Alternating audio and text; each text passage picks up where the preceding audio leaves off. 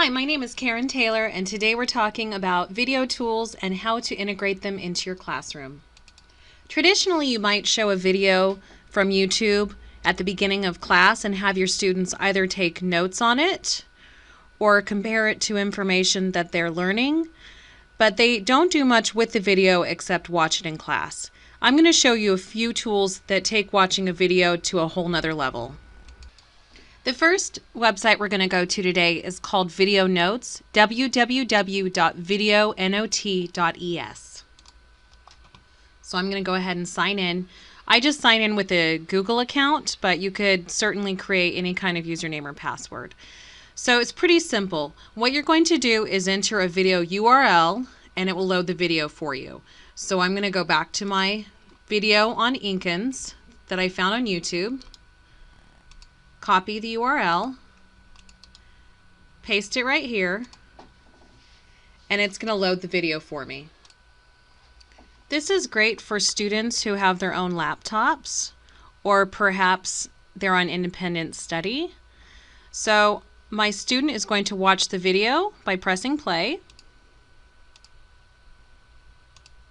And on the right-hand side, they're going to type in notes when they learn something interesting, or perhaps you're having them look for evidence to support a claim. So we're going to fast forward through just for the video's sake. Top citadel of Machu Picchu. Okay, so here I'm going to pause it and type in my notes. Mountaintop citadel of Machu Picchu. It was unknown to the outside world.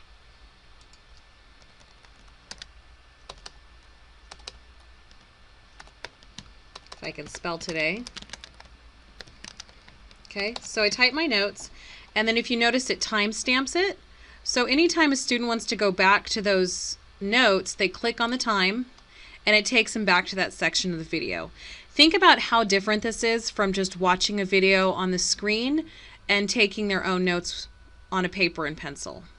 What I also like about video notes is that students can title it, and they can save their notes either to their Google Drive account or to Evernote, or they can share it via email if you'd like to see their notes. The downside to video notes is that you can't have a class inside of video notes, so you can't do an assignment inside the software, but you could definitely send a link to your students, whether it's through Google Classroom or some other learning management system, and then they would insert the video URL themselves. They could then use this information to compare it to a text that they've read. For example, in 6th, 7th, and 8th grade in the social studies standards, students are expected to compare and contrast the information gained from experiments, simulations, videos, or multimedia sources with that gained from reading a text on the same topic. So now you're meeting your Common Core standards. Another video tool I like is PBS Learning Media.org. This website is also free and allows you to search for a variety of topics. So here I'm going to click on the home button so you can see what that looks like. You can either browse by standard or by grade and subject. So as you saw earlier, I had a water cycle video up.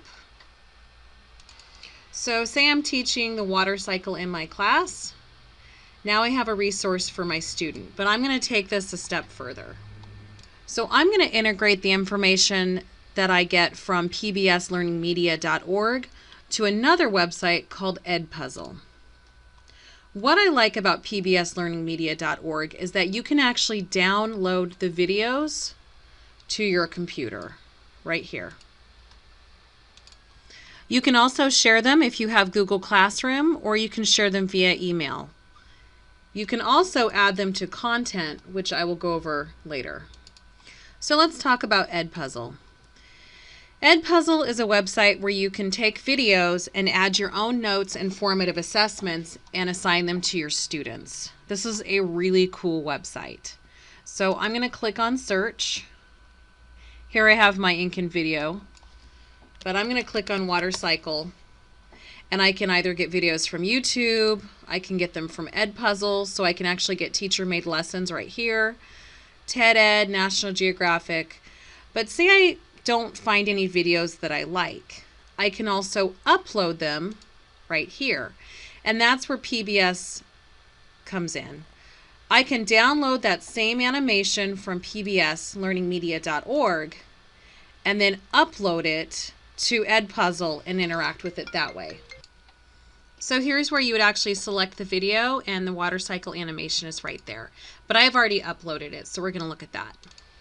So here's my video. It shows up in content, and I click on it and I open it up. And this is where I can crop a video. So if I feel like it's too long, I can actually make it shorter. I love this feature because a lot of times you find some great videos, but not all of the material is relevant to what you're teaching. So you can really customize it for your class. So the other feature I like is the record feature. You can actually record your own narration to a video, and in this case we're watching an animation of the water cycle, and there isn't any narration automatically embedded into it. The other feature that I like is the audio notes. So at any time during the video I can actually add additional notes. So let's fast forward this a little bit.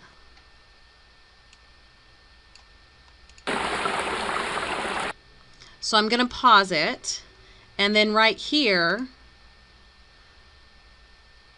I can add my own notes. See, I'm recording it right now. If I don't like it, I click on it and delete it. So let me show you how that works again. What is the process that you're seeing called? What is the process that you're seeing called? What is the process that you're seeing called? See how that works? So you could actually embed some questions into the animation or video, have your students respond to them possibly on a Venn diagram or some other type of graphic organizer, or you could relate the questions to a piece of text that they've already read about this, and that's another way for them to interact with the video. Something else you can do is add questions. So I can actually add a formative assessment piece to this video. So let's go back to that part right there. Okay, so I'm going to scroll down a little bit, click on the question, and I'm going to type describe runoff.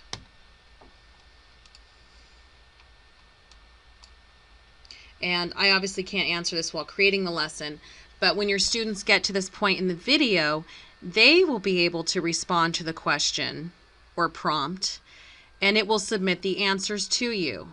So just for video's sake, I'm going to finish this up. When you click finish, you can assign it to a class. If you don't already have a class, you can add one right now. And you send it. And now it shows you your different classes, and it shows you what has been assigned to them. If you had students in your class, right here it would show you a progress bar, and you could actually see the responses of your students. For your students to add your class, you have a class code. So all of your students will create an EdPuzzle account, and then they add the class code, and that's how they join it.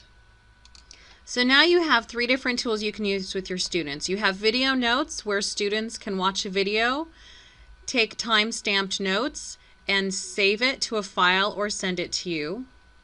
You have pbslearningmedia.org, where you can find a variety of resources, whether it's animations, simulations, or videos. In PBS Learning Media, you can also create a storyboard, where you actually can integrate text, clip art, media, and a background. So this is another feature of PBS Learning Media, where you can integrate that multimedia for students. And then the last tool we looked at today was EdPuzzle, and this one's probably my favorite, just because you can really fine-tune a video and add information and ask questions of students in a way that's meaningful and enhances the learning experience. That's all for today. Thank you for watching.